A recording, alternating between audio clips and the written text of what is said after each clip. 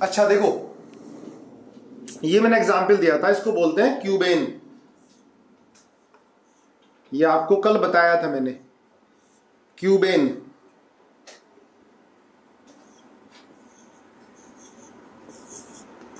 क्यूबेन ये बेटा ये एटम है ना, ये कार्बन एटम है, ठीक है, सबने आप लोगों ने कर लिया था। ये ऊपर से बॉन्ड जा रहा है, ठीक है। तो इसका जो स्ट्रक्चर था C8H8 था, है ना। तो जब इसको हम कंपेयर करेंगे एल्केन से, देखो जब भी कोई स्ट्रक्चर गिवन हो तो उसको एल्केन से कंपेयर कर लिया करो, एल्केन बना लिया करो। अब C8 पर हाइड्रोजन 8 है, तो जब अगर ये एल्केन होगा तो क्या होगा, C8H18 होगा बेटा, CnH2n+2, बोलो, है ना। N 8 रखोगे तो कितना आएगा, 18 आएगा। तो 18 और 8 डिफरेंस कितना आता है, 10 का, मतलब डेल्टा H जो आएगा 10 आएगा, मतलब डिफरेंस इसमें दोनों में हाइड्रोजन में 18 - 8 10। तो du कितना आएगा, डिग्री ऑफ अनसैचुरेशन 10/2, है ना। डेल्टा H/2 कर देते हैं, कितना आएगा 5। अब इस तरह के स्ट्रक्चर में देखो 3D स्ट्रक्चर है, तो इसके अंदर जो फेस है बेटा 5 है, 5 में 6 फेस है ना। देखो ये क्यूब है, ये हम जिस रूम में आप बैठे हो उस रूम को देखो, है ना। हम क्यूब में बैठे हुए हैं, तो क्यूब के अंदर ये क्यूब है, तो क्यूब में फेस कितनी होती है, 6 होती है। देखो एक ही वाली, है ना, ये वाली जो वॉल है ये एक फेस हो गई, है ना। एक ऊपर छत, देखो अपनी छत, एक आपके सामने जो दूसरी दीवार है, वॉल है, फिर एक ही होगी, है ना, और एक ये वाली होगी और एक नीचे। तो फेस कितनी होती है बेटा, फेस FAC, फेसिस, फेसिस कितनी होती है, 6 होती हैं, है ना। आया समझ में। क्यूब है बेटा, क्यूब, इसको वैसे क्यूबेन बोलेंगे, C8H8 क्यूबेन। तो इसमें नंबर ऑफ फेसिस कितनी है, 6 हैं। आई बात समझ में। आप जिस रूम में बैठे हो उस रूम में देखो, है ना, जो वॉल है एक ही वाली सामने वाली, एक बिल्कुल सामने वाली, है ना, एक लेफ्ट, एक राइट, एक ऊपर और एक नीचे। तो ध्यान रखना, एक फॉर्मूला भी आ जाता है कि du जो होता है वो नंबर ऑफ फेस -1, 6 - 1 कितना आ जाता है, 5। तो du कितना आ जाएगा, 5। वैसे आप स्ट्रक्चर से आपने निकाल लिया था, सब लोगों का सही था, कल जिसने भी बताया था सबका सही था। चलो देखो, अब हमने जो डिग्री ऑफ अनसैचुरेशन पढ़ा था वो पढ़ा था हाइड्रोकार्बन में, ठीक है, जिसमें सिर्फ कार्बन और हाइड्रोजन थे। अब हम देखो नेक्स्ट लिखो, केस फर्स्ट ही कर लो चलो आज का। अगर हाइड्रोकार्बन में, मतलब कार्बन और हाइड्रोजन के साथ हैलोजन है, लिखो इफ 1 और मोर, साथ साथ लिखते जाओ, 1 और मोर मोनोवेलेंट एटम, जैसे बेटा हैलोजन, 1 और मोर मोनोवेलेंट एटम जैसे हैलोजन अगर प्रेजेंट होगा कंपाउंड में, प्रेजेंट होगा, प्रेजेंट इन कंपाउंड, अगर एक या एक से ज्यादा मोनोवेलेंट कंपाउंड के अंदर है कार्बन और हाइड्रोजन के अलावा, तो उसको हम हाइड्रोजन ही कंसीडर कर लेते हैं, है ना, लिख लेना, देन कंसीडर, उसको हम हाइड्रोजन ही कंसीडर करते हैं, then consider hydrogen that monovalent atom. तो उस मोनोवेलेंट एटम को आप हाइड्रोजन कंसीडर कर लोगे। जैसे एग्जांपल ये है बेटा C3H3F, सुनना ध्यान से एक ही बार में, C3H3F है, तो F क्या हो गया बेटा, मोनोवेलेंट एटम।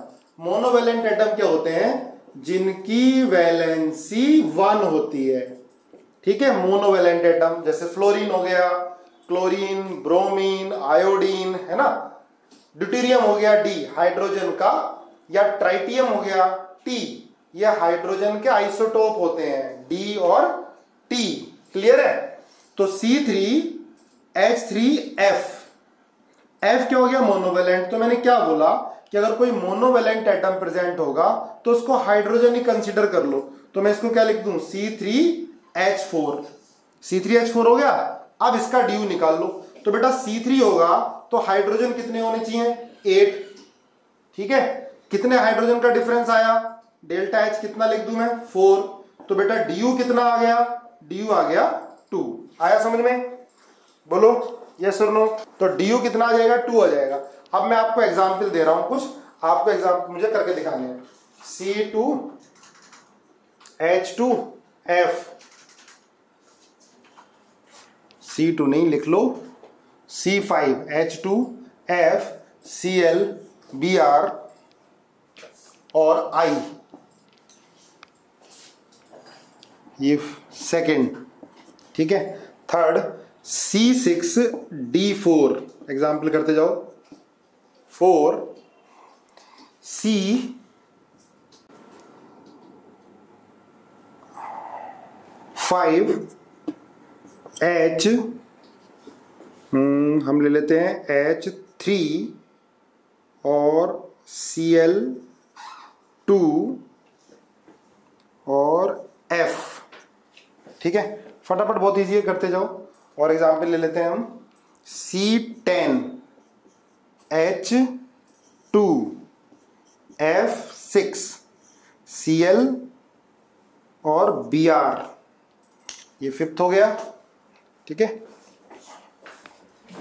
धीरे धीरे करते जाओ। C6 नेक्स्ट, साथ साथ करो, 6 आ गया, C6 और H2, ये आ गया C6H2 वाला आ गया, C6H2F ClBr I। उसके बाद 7 लिखो, धीरे धीरे करते जाओ सारे के सारे। C3D2 T2FCl, डी बेटा क्या है, डी है ड्यूटेरियम, है ना। आराम आराम से करते जाओ। 8 लिखो, C6HDT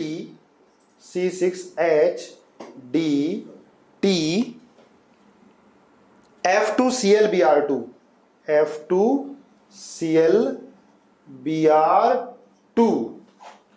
F2ClBr2, ठीक है, F2ClBr2।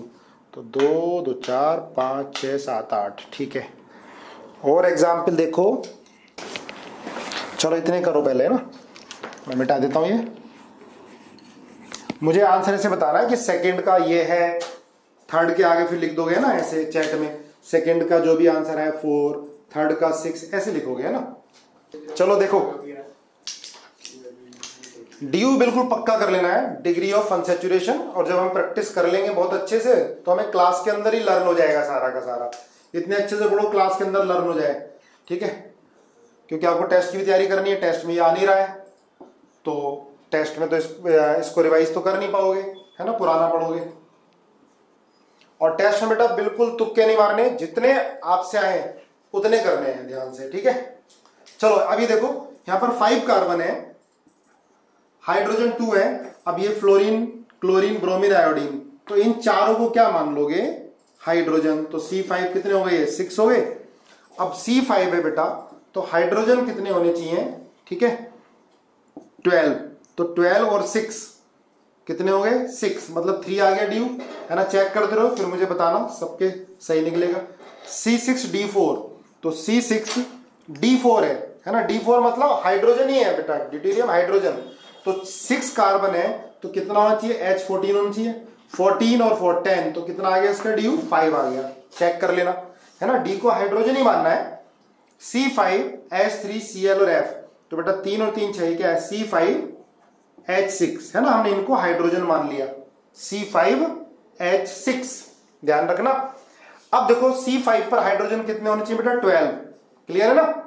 तो 12 और 6 का डेल्टा H कितना आ गया, 6 आ गया। तो बेटा ड्यू कितना आ गया, 6/2। डेल्टा H क्या लिख रहा हूं मैं, difference between the hydrogen of that compound and जो इसका अल्केन बनेगा। तो कितना आ गया इसका ड्यू, 3, है ना। चेक करके बताओ। अब यहां पर बेटा Cl, अच्छा ये 2 है, फ्लोरीन 6, 7 8।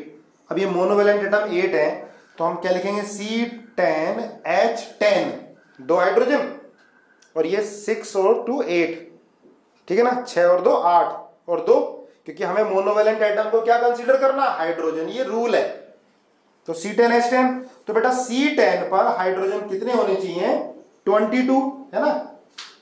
क्लियर है ना? अब 22 और 10 में डिफरेंस कितना आ गया? 12 का। क्लियर है? 2 से डिवाइड कर दोगे कितना आ गया? 6 du। देखना मेरे से कोई गलती तो नहीं हुई, चेक करना और अपने भी चेक करो। C6H12F, राइटिंग मेरा थोड़ा गड़बड़ है, देखो F है बेटा, ये Cl है, Br है, ये I है। ये C6H2FClBr I है ना? तो इसको हम करते हैं अभी, ये नोट कर लिया होगा आपने। C3D2T2F6 है ना, यही था ना? तो बेटा इसमें चलो पहले ऊपर वाला देखो, 6 C6, अब हाइड्रोजन 2, अब इनको भी हाइड्रोजन कंसीडर करोगे, 1 2 3 4 to 6 आ गया, H6 है ना? अब C6 के साथ हाइड्रोजन कितना होना चाहिए? 14 है ना? 14 और 6 8, तो 8/2 कितना हो गया? 4 है ना? इसका 4 होगा। अब आप 7 देखो, C3, अब D इसको भी हाइड्रोजन मानोगे बेटा, है ना? T2 हाइड्रोजन मानोगे इसको भी, F इसको भी हाइड्रोजन, तो 6 और 2 8 और 2 10, ये आ गया H10 लिख लोगे, है ना? DU निकालने के लिए हम हाइड्रोजन कंसीडर कर लेते हैं। और ये तो गड़बड़ हो गया, कुछ ना कुछ मैंने गलती कर दी है, ये तो हो ही नहीं सकता C3H10, है ना? तो इसको कर लो आप, F6 नहीं होगा, सिर्फ F2 है ना? 2 2 4 2 6, F2 कर लेना, या कुछ और होगा मैंने गलती कर दी होगी, चेक कर लेना अपने आप। C3 है ना, हो सकती है मेरे से भी गलती, F2 ठीक है ना? अब बेटा C3 है तो इसको H6 लिखोगे, तो क्या होना चाहिए? C3H8 होना चाहिए। कितना डिफरेंस आ गया? 2 का डिफरेंस आ गया, तो DU कितना आ गया? 1 आ गया, है ना? अब क्वेश्चन नंबर 8 देखो, C6 हाइड्रोजन 1 2 3 और 2 5 2 7 और 1 8, H8, यहाँ तो एक हाइड्रोजन है, पर इनको भी हाइड्रोजन ही कंसीडर करोगे। देखो दिखाई नहीं दे रहा होगा तो बड़ा बड़ा लिख देता हूं मैं, C6H, D, T, F2, Cl, और ये है Br2, है ना? Br2 है, दिखाई नहीं दे रहा होगा तो सुनाई दे रहा होगा। तो बेटा 2 3 और 2 5 6 7 और 1 8, C6H8 है ना? तो C6H क्या होनी चाहिए? 14, 14 में से 8 सब्ट्रैक्ट करो, कितना आ गया? 6 आ गया, तो DU कितना होगा? 3 होगा। अब आगे देखो बेटा, अगर बाइवेलेंट एटम होगा तो case second, degree of unsaturation में ये काफी काम आएगा आपको आगे, नंबर ऑफ आइसोमर्स निकालने के लिए भी, जब आइसोमेरिज्म पढ़ेंगे हम, ठीक है ना? इसलिए डेली डेली पढ़ते जाना, डेली का वर्क डेली करना है। और ये भी नहीं कि बहुत सारी चीजें करनी होती हैं, ठीक है? NCERT एग्जाम्पलर तो जरूर करो, केमिस्ट्री की और बायोलॉजी की। फिजिक्स में जो सर करा रहे हैं उसको ध्यान से सुनो। केमिस्ट्री में NCERT और नोट्स काफी हैं, और जो आपको DPP मिल रही हैं। अब देखो, अगर बेटा कंपाउंड के अंदर बाइवेलेंट एटम होता है, लिखना, अगर बाइवेलेंट एटम होगा तो उसको नेग्लेक्ट कर देंगे, ठीक है? Bivalent atom can be neglected, लिख लो, bivalent atom can be neglected, can be नहीं होगा ही, नेग्लेक्ट करके उसको बस उसे हटा देंगे, बाकी हाइड्रोजन बच जाएंगे, ठीक है? जैसे ये है C5H6O है, C5H6O, तो क्या करोगे बेटा? ऑक्सीजन को नेग्लेक्ट कर देना है आपको। बाइवेलेंट एटम ऑक्सीजन सल्फर हो गया, ठीक है? और इसी के जो ग्रुप के हैं ऑक्सीजन सल्फर सेलेनियम, तो बाइवेलेंट एटम प्रेजेंट होगा कंपाउंड को तो उसको नेग्लेक्ट कर देते हैं। C5H6O है, O को नेग्लेक्ट कर दिया, C5H6 आ गया बस, ठीक है? तो C5H, भाई 5 कार्बन पर कितने हाइड्रोजन होने चाहिए? 12, तो 12 में से 6 गए 6, ठीक है? डेल्टा H कितना आ गया? 6, तो DU कितना आ गया? 6/2, कितना आ गया? 3 आ गया, ठीक है? लिख लो, अगर बाइवेलेंट एटम होगा तो बेटा उसको नेग्लेक्ट कर देंगे हम लोग, बाइवेलेंट एटम को नेग्लेक्ट कर देंगे, ध्यान से सुन लो, ठीक है? जैसे CO2 है, पहला एग्जाम्पल, ठीक है? अब बताओ CO2 में क्या होगा, 2 होगा ना, बिल्कुल सही, सबने सही कर दिया। CO2 है, नेगलेक्ट कर दो तो कार्बन ही तो बचा। अब कार्बन है तो बेटा हाइड्रोजन कितने होने चाहिए टोटल, 4 होने चाहिए, CH4 4 होने चाहिए। अब इसमें 4 हाइड्रोजन की कमी है तो DU कितना आएगा, 2। सबने सही किया बिल्कुल, ठीक है। ऐसे देखो C3H8 सेकंड, C3H8 लिख लो, नोट कर लो, C3H8 बताओ, H8 0, C3O2 गलती से हो गया, C3O2 बताओ कितना आएगा, C3O2। अब आप लिखो C4H4O4 थर्ड, C4H4O4 निकालते जाओ, 4 एक एक करके, C4H4O4। फिर लिखो नेक्स्ट, धीरे धीरे आराम आराम से करते जाओ। C4H4O4 के बाद C4O4, C4O4 6, बहुत जल्दी नहीं, आराम से करो, समझते करो ताकि परमानेंट लर्न हो जाए सारी चीजें, ठीक है। C6H4D2, C6H4D2 और F2O2S, F2O2S है ना। बनाओ जल्दी, किसका कितना होगा, कर लिया होगा, चेक करता हूं, गुड, वेरी गुड। अब देखो C3O2 है बेटा, ये तो सिर्फ C3 हुआ, हमने बाइवेलेंट एटम को नेग्लेक्ट करना है, ये रूल है ना DU निकालने के। वैसे तो DU का कहीं और देखोगे तो आपको फॉर्मूला मिलेगा, वो याद करना बड़ा मुश्किल होता है, तो इसी तरह से करने की कोशिश करो, है ना, ट्राई करो। तो C3, अब बेटा 3 अगर कार्बन होते हैं तो हाइड्रोजन कितने होने चाहिए, 8। तो कितने हाइड्रोजन का डिफरेंस आ गया, 8 का डिफरेंस, तो कितना आ गया, 4 DU आ गया। क्लियर है, C3O2 है तो O2 को तो हमें नेग्लेक्ट करना है, तो C3 पर हाइड्रोजन कितने होने चाहिए, 8 होने चाहिए। तो कितना डिफरेंस आ गया, 8 का, तो DU कितना हो गया, 4 हो गया। अब देखो C4H4O4, O को नेग्लेक्ट, C4H4 बचा, तो बेटा C4 के साथ H कितना होना चाहिए, 10 होना चाहिए। तो 10 में से 4 गया 6, तो कितना आ गया, 3 DU आ गया, है ना। चेक करो C4O4, तो C4 के साथ H कितना होना चाहिए, 10 होना चाहिए। ऑक्सीजन को तो नेग्लेक्ट कर दोगे, तो यहाँ 10 है, यहाँ पर एक भी हाइड्रोजन नहीं, तो 5 DU आ गया इसका, ठीक है। अब ये क्वेश्चन नंबर 6 दोबारा लिख देता हूं, C6H4D2 F2O2 और S। आप इसको नेग्लेक्ट करोगे, इसको नेग्लेक्ट करोगे, दोनों को, है ना। ये भी बाइवेलेंट है, ये भी बाइवेलेंट है, ये सल्फर है, ये ऑक्सीजन है। अब देखो फ्लोरीन को हाइड्रोजन मानना है, तो मैं सबको हाइड्रोजन मान लूं, है ना। 4 2 6 और 2 8, तो C6 के साथ 8 हाइड्रोजन है, पर C6 के साथ हाइड्रोजन कितने होने चाहिए बेटा, 14। 14 और 8 कितना आ गया, 6 का डिफरेंस, तो DU कितना आ गया, 3 आ गया। देखो अगर बेटा ट्राइवेलेंट एटम प्रेजेंट होगा, लिखो if trivalent atom present in compound, तो क्या करते हैं हम, if trivalent atom present in compound, अगर बेटा ट्राइवेलेंट एटम कंपाउंड में प्रेजेंट होगा तो ट्राइवेलेंट एटम के साथ साथ एक हाइड्रोजन भी नेग्लेक्ट करना है आपको, ठीक है। Neglect trivalent,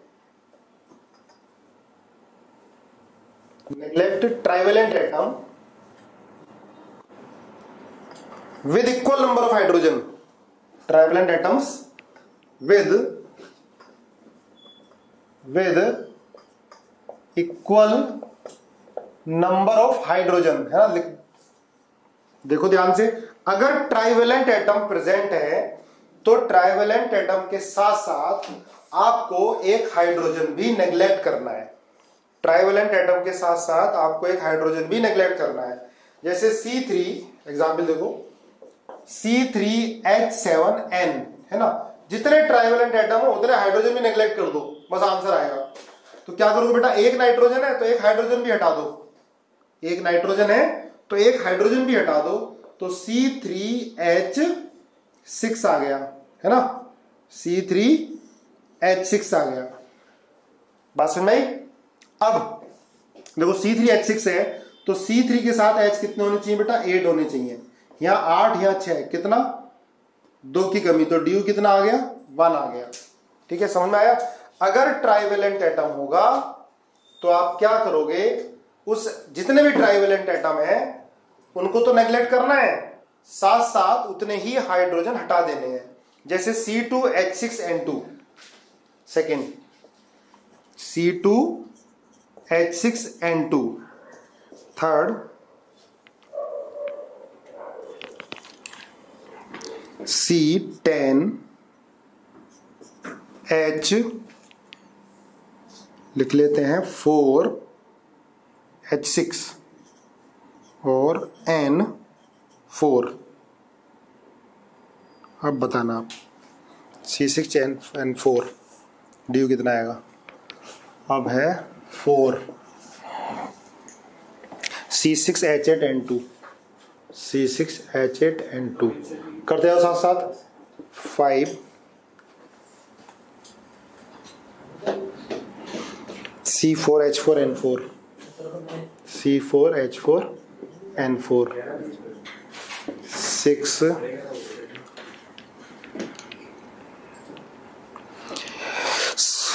C8H3X2N2, C8H3X2N2, C8H3X2N2 करो बेटा जल्दी, X3 करो इसे, देखो चेक करो, C3H7N तो कर लिया हमने, C2H6N2 है ना। देखो C2 दो नाइट्रोजन तो 2 हाइड्रोजन नेग्लेक्ट करने पड़ेंगे, तो कितना बचेगा? 4, C2H4 है ना। तो C2 के साथ क्या होना चाहिए बेटा? H6 होना चाहिए। तो कितना डिफरेंस आ गया? 2 का। तो ड्यू कितना हो गया? 1 हो गया, है ना। अब थर्ड देख लो, C10H6N4 तो 4 नाइट्रोजन है तो 4 हाइड्रोजन भी नेग्लेक्ट करोगे तो C10H2 आ गया। तो C10 के साथ क्या होना चाहिए? H22। कितना डिफरेंस आ गया? 20 का। तो कितना आएगा? 10 ड्यू। अब देखो 4, C6, अब 2 नाइट्रोजन है तो 2 हाइड्रोजन को भी हटा दो, है ना। 2 नाइट्रोजन है 2 हाइड्रोजन को भी हटाओ तो क्या आएगा बेटा? C6H6 आ जाएगा। तो अब C6 के साथ H कितने होने चाहिए? 14। कितना डिफरेंस आ गया? 8 का। तो ड्यू कितना आया? 4 आया, है ना। ड्यू 4 आया इसका। अभी देखो, अब 4 नाइट्रोजन है 4 हाइड्रोजन, C4 ही बचा। अब C4 पर हाइड्रोजन कितने होने चाहिए? 10। तो कितना डिफरेंस आ गया बेटा? 10 का। तो इसका ड्यू कितना आएगा? 5 आएगा। चेक कर लेना, है ना। C8H3X3N2। अब C8 है, N2 2 तो 2 ये भी हट गए, हाइड्रोजन भी। ठीक है, हाइड्रोजन 1 बचा, इसको हाइड्रोजन मानना है तो H4 आ गए। दोबारा देख लो जिसका नहीं हुआ होगा, वैसे सबका हो चुका है। 2 नाइट्रोजन 2 हाइड्रोजन भी हटा दिए, 1 हाइड्रोजन बचा, इसको हाइड्रोजन कंसीडर करोगे, X को, मोनोवैलेंट है तो 4 आ गए।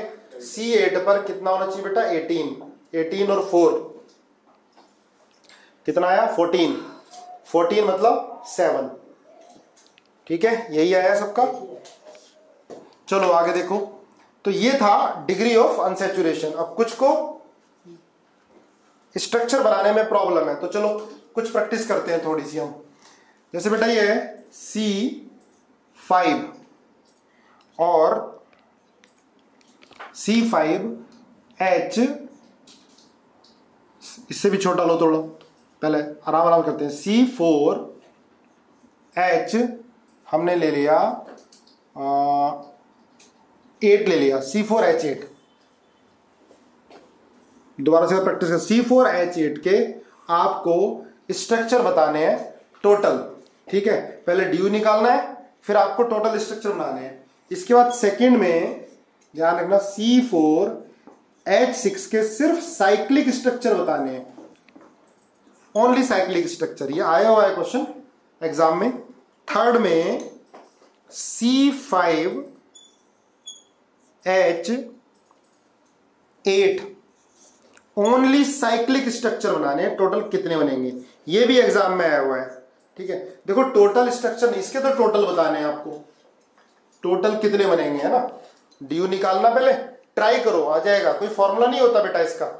C4H6 एग्जाम में आया हुआ है, IIT मेडिकल ये भी एग्जाम में आया हुआ है। साइक्लिक स्ट्रक्चर बताओ, इसके भी साइक्लिक स्ट्रक्चर पूछे थे, 4 नंबर का क्वेश्चन आया था जेईई एडवांस में।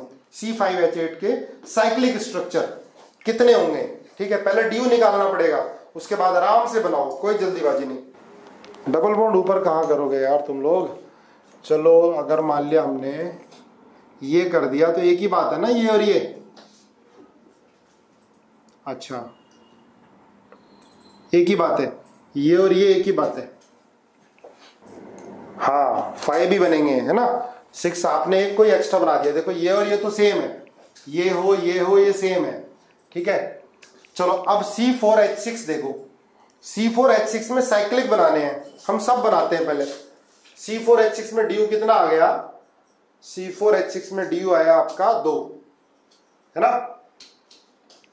2 ड्यू आया, तो या तो 2 डबल बॉन्ड लगाओगे या ट्रिपल बॉन्ड लगा दोगे एक, या साइक्लिक के साथ सिंगल बॉन्ड लगा दो, वो डबल बॉन्ड लगा दोगे, है ना। चलो चेक करते हैं, मेरे साथ साथ बनाओ। देखो काफी बच्चों का तो आ चुका है, जिनका नहीं आ रहा तो साथ साथ बनाओ। मुझे कोई याद नहीं है, मैं तो तुरंत फ्रेम कर रहा हूं क्वेश्चन। मेरा गलत भी हो सकता है, आप लोग बताओगे जो छूटेगा। C4H6 में एक तो चलो ये,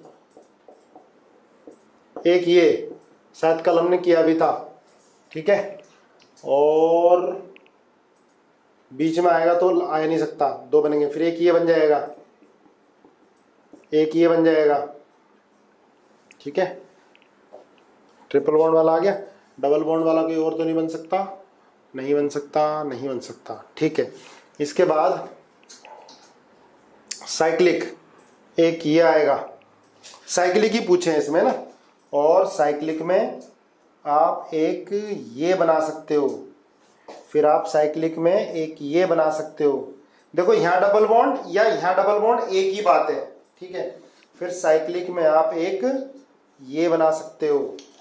ठीक है, तो 1 2 3 4, और साइक्लिक में आप ये बना सकते हो 6। ठीक है, तो 1 2 3 4 5, 1 2 3 4 5, 5 बनेंगे। साइक्लिक बनेंगे बेटा 5 है ना, पूछा हुआ है IIT में ये क्वेश्चन। और ए साइक्लिक इनको बोलते हैं, जो स्टेट चेन है। ये कितने बन रहे हैं? 4। ठीक है, आप मुझे बताओ सही है क्या। अब देखो ज्यादातर क्या होता है, जब ये क्वेश्चन IIT में आया था और हमने कराया भी था क्लास में 11th में, तो ज्यादातर बच्चे इसको भूल ही गए थे, इस वाले को, है ना, इसको भूल गए थे। 4 आंसर लगा गया है, जो कि गलत हो गया।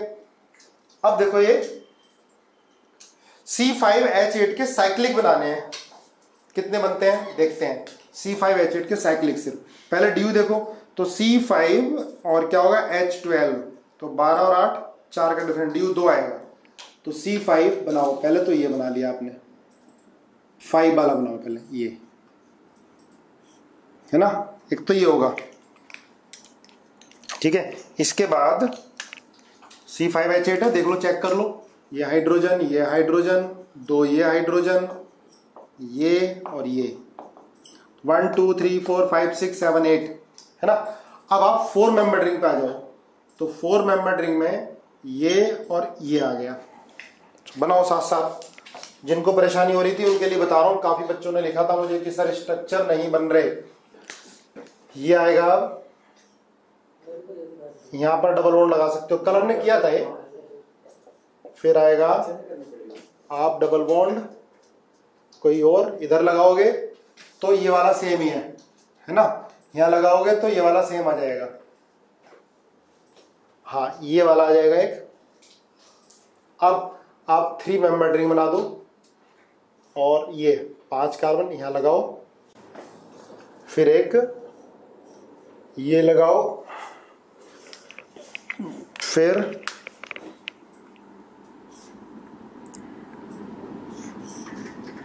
ये ऐसे ये लगा दो, फिर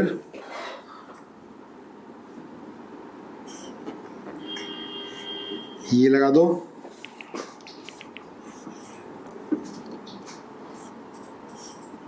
ये लगा दिया, ठीक है, अलग है, ठीक है। और इसके बाद आप ये बना सकते हो, बहुत सारे बन गए ये, ठीक है। और फिर आप बनाओगे बाईसाइक्लो, एक ये बना सकते हो आप, 1 2 3 4 5, देखो चेक करो, 1 2 3 4 5 6 7 8, ये भी बन सकता है। और आप 4 मेंबर रिंग बना के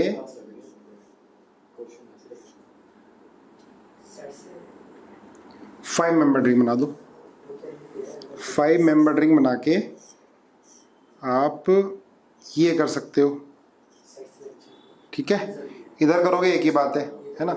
दूसरा एक आप ये कर सकते हो, 4 मेंबर रिंग बनाकर आप ऐसे ऐसे ये कार्बन, ठीक है, 1 2 3 4 5, ठीक है। इसमें 1 2 3 4 5 6 7 8, 1 2 3 4 5 6 7 8, C5H18 थे ना। और हाँ भाई, अभी हमारे कितने बने साइक्लिक, 1 2 3 4 5 6 7 8 9 10 11 12 13, कोई और बनेगा? 17 बन रहे हैं। अच्छा भाई, ये कहीं हुआ तो नहीं है? नहीं हुआ। और हम एक ये बना सकते हैं फर्स्ट, हाँ ये बना सकते हैं, बिल्कुल सही है। इस पर ऐसे लगा सकते हो, ठीक है, 1 2 3 4 5, ठीक है। अब और कोई बन सकता है, 3 मेंबर्ड रिंग आ गई, ठीक है। तो ये हो गया 1 2 3 4 5 6 7 8 9 10 11 12 13 14। हाँ भाई, कोई और? ट्रायंगल में एंड में डबल बॉन्ड, ट्रायंगल में एंड में डबल बॉन्ड लगा दिया था हमने, ये डबल बॉन्ड आ गया था। देखो इसमें क्या है बेटा, ये बीच में हमने बॉन्ड बना दिया, ये समझ में आया लास्ट वाले? ये देखो, ये कार्बन ये कार्बन है, ठीक है। अब इसमें चेक कर लो, 1 2 3 4 5 6 7 8, ये हाइड्रोजन ही है।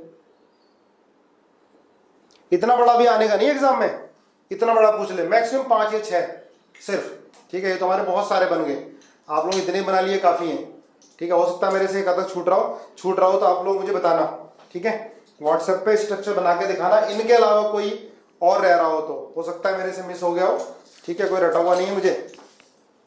चलो, तो DU मैं सोचता हूं कि कंफर्म आपको समझ में आ चुका होगा। इसके बाद हम पढ़ते हैं नेचर ऑफ फंक्शनल ग्रुप के बारे में। लिखो फंक्शनल ग्रुप, फिर बाद में नेमिंग करेंगे, पहले हम फंक्शनल ग्रुप को देखेंगे कौन कौन से किस टाइप के होते हैं। लिखो फंक्शनल ग्रुप, फंक्शनल ग्रुप है ना, जिस कंपाउंड में फंक्शनल ग्रुप आएगा। लिखो फंक्शनल ग्रुप क्या होता है, chemically active part of compound. Functional group क्या होता है, it is chemically active part of compound, chemically active part of compound, या कह सकते हैं which is responsible for the chemical reaction. Chemically active part of compound is called functional group, या which is responsible for chemical reaction, है ना, जिसकी वजह से केमिकल रिएक्शन होती है, ठीक है। जो केमिकली एक्टिव होता है कंपाउंड के अंदर, उसको बोलते हैं फंक्शनल ग्रुप। हाँ, होमोलोगस सीरीज है, लेकिन मैं उससे पहले फंक्शनल ग्रुप करा रहा हूं तुम्हें, ठीक है। होमोलोगस सीरीज की बात कराऊंगा फिर एक एक करके। Functional group chemically active part of compound which is responsible for the chemical reaction. ठीक है, इनको पहचानते हैं। वैसे तुमने 10th में पढ़े हुए हैं, लेकिन मैं फिर भी कराऊंगा क्या करके। पहला लिखो कार्बोक्सिलिक एसिड। कार्बोक्सिलिक एसिड बेटा इसका जो फंक्शनल ग्रुप होता है वो ये COOH। ठीक है, कार्बोक्सिलिक एसिड फंक्शनल ग्रुप क्या होता है COOH। या R लगा दो, RCOOH। R मतलब एल्काइल ग्रुप, R कोई एल्काइल ग्रुप लिखते जाओ साथ साथ। वैसे आप सबको पता होगा, जिसको नहीं पता है रिवाइज हो जाएगा। R फंक्शनल ग्रुप ये है, रिएक्शन इसी वजह से होगी, है ना। जैसे देखो ये RCOH है, अगर हम Na से रिएक्शन करा दें, Na है ना, 9th-10th में जरूर पढ़ी होगी रिएक्शन ये, तो क्या बनेगा RCONA प्लस हाफ H2। तो भाई ये रिएक्शन जो हुई है इस कंपाउंड में, तो इस फंक्शनल ग्रुप की वजह से हुई है। ये एसिडिक हाइड्रोजन है जो Na ने हटा दिया, Na आ गया और हाइड्रोजन हट गया। तो इस कंपाउंड की रिएक्शन किसकी वजह से हुई है, इसकी वजह से। ये हो गया फंक्शनल ग्रुप, जिसको बोलते हैं कार्बोक्सिलिक एसिड, HCOH, है ना, जानते होगे 10th में पढ़ा है। HCOH क्या बोलते हैं इसको, फॉर्मिक एसिड। IUPAC नेम क्या होगा वो आगे पढ़ेंगे, IUPAC नेम में, इसी कंपाउंड इसी चैप्टर में। फॉर्मिक एसिड, और क्या बोलते हैं इसको, एंड एसिड। ठीक है, इसका सोर्स है चींटी, एंड। ठीक है, फॉर्मिक एसिड। CH3COCB बड़ा जाना माना है, ये भी आपने 10th में पढ़ा है, CH3COOH। ठीक है, इसको बोलते हैं एसिटिक एसिड। IUPAC नेम आगे एक एक करके पढ़ेंगे पूरा सिस्टमेटिक ढंग से। अभी तो सिर्फ ग्रुप को पहचानना सीखना है आपको। CH3COH, ठीक है, तो इसको क्या बोलेंगे, एसिटिक एसिड। इसका सोर्स क्या होता है, विनेगर होता है, पता है, विनेगर। सोर्स क्या होता है इसका, विनेगर। ठीक है, इसके बाद लिखो आप नेक्स्ट ग्रुप सल्फोनिक एसिड। इसके बाद दूसरा फंक्शनल ग्रुप लिखो सल्फोनिक एसिड, SO3H। ठीक है, क्या बोलते हैं बेटा इसको, sulphonic acid. Sulphonic acid, clear है। SO3H, अब देखो RSO3H, R इसमें हाइड्रोजन नहीं होगा, तब तो क्या बन जाएगा, कुछ और ही बन जाएगा। ठीक है, H2SO3। R कोई एल्काइल ग्रुप होगा, मतलब RCH3 हो सकता है, RCH2CH3 हो सकता है। ठीक है ना, R हाइड्रोजन नहीं होगा। जैसे इसमें R हाइड्रोजन रख दिया था हमने, तो क्या बन गया था, फॉर्मिक एसिड। कार्बोक्सिलिक एसिड अभी भी है। RCH3 रख दिया तो क्या बन गया हमारा, एसिटिक एसिड बन गया। लेकिन सल्फोनिक एसिड में R is not equal to hydrogen, इसको क्या बोलते हैं, सल्फोनिक एसिड। बहुत सारे ग्रुप हैं, कम से कम 15-20 ग्रुप हैं। सारे ग्रुप के बारे में हम पढ़ेंगे, पर अगली क्लास में पढ़ेंगे। ठीक है,